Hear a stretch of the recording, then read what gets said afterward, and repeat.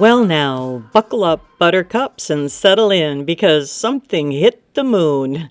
And strangely enough, that may be the least unusual thing we talk about tonight. This is Sunny from Nite Muse Media.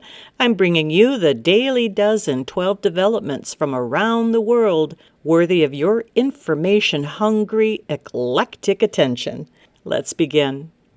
Earlier this week, astronomers confirmed a meteoroid impact on the moon, powerful enough to produce a visible flash from Earth. Now, impacts happen constantly, but a flash visible from 240,000 miles away means the energy release was significant.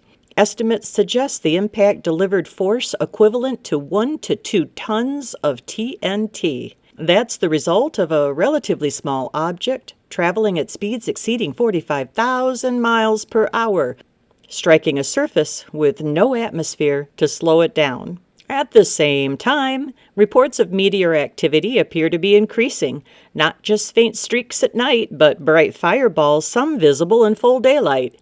To be seen against the brightness of the sky, these objects must be exceptionally luminous, often caused by larger meteoroids entering the atmosphere at high velocity. Some have even produced sonic booms and ground vibrations. If you're seeing one during the day, you're witnessing a rare level of atmospheric entry energy. With this increase, some have speculated whether Earth may be passing through debris from interstellar objects such as 3I Atlas, an object that originated outside of our own solar system and passed right on through it. However, current scientific analysis shows no clear evidence that Earth is intersecting any debris trail from that object. Unlike traditional comets, it does not appear to leave behind a dense repeating stream. Still, the presence of interstellar visitors alone raises a new reality. We are no longer observing a closed system. Now, in medicine, CAR-T therapy, that's CAR-T therapy, originally developed for cancer, is now being tested in autoimmune diseases like lupus. The process involves extracting a patient's T cells, genetically reprogramming them, and reintroducing them to the target malfunctioning immune cells. In early clinical cases, patients experience disappearance of harmful autoantibodies and sustained remission without continued drug therapy. That sounds like it could be amazing. These are small controlled studies, but they suggest something new, not just managing disease, but potentially resetting the immune system itself. Yes, get to the root cause, not the symptoms.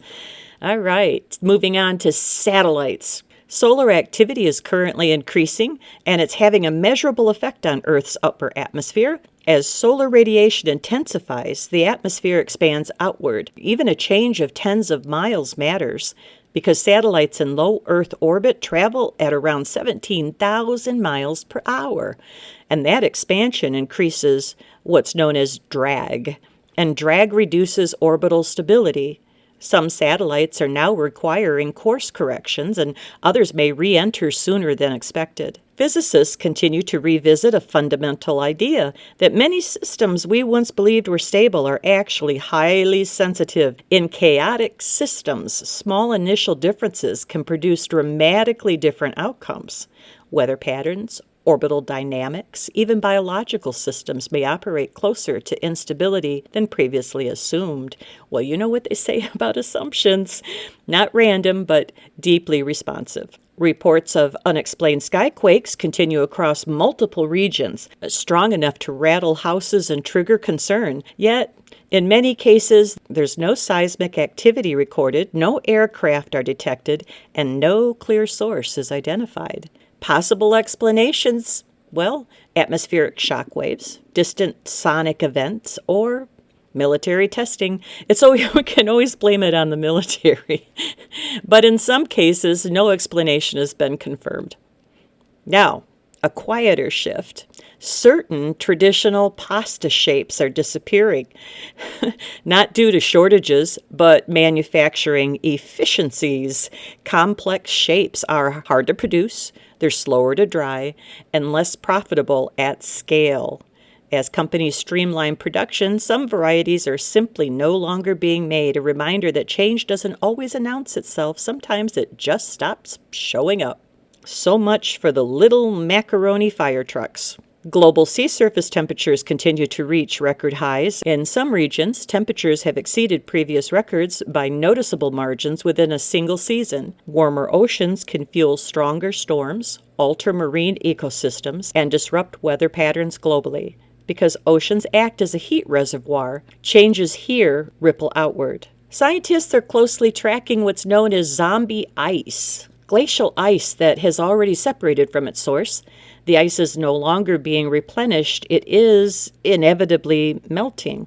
Even though it's already considered lost, it's expected to contribute over 10 inches to global sea level rise over time. The change has already happened. We're just watching it unfold.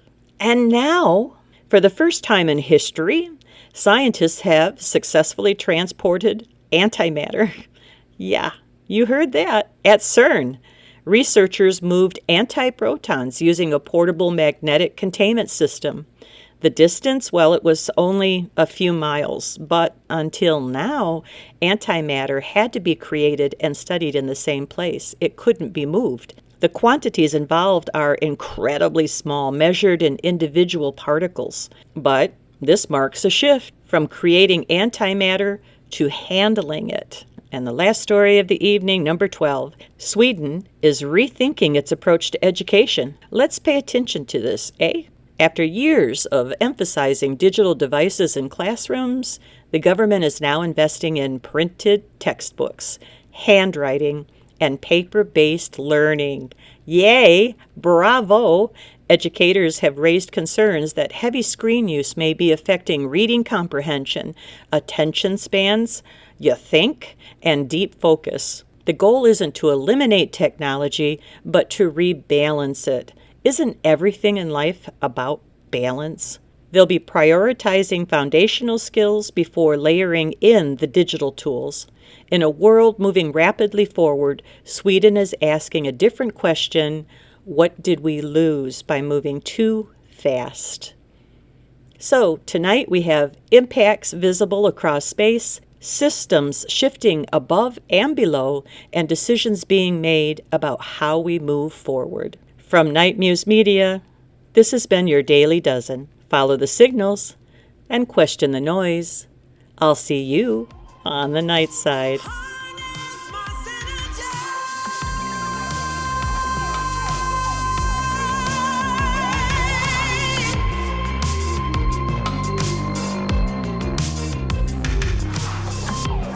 Said I made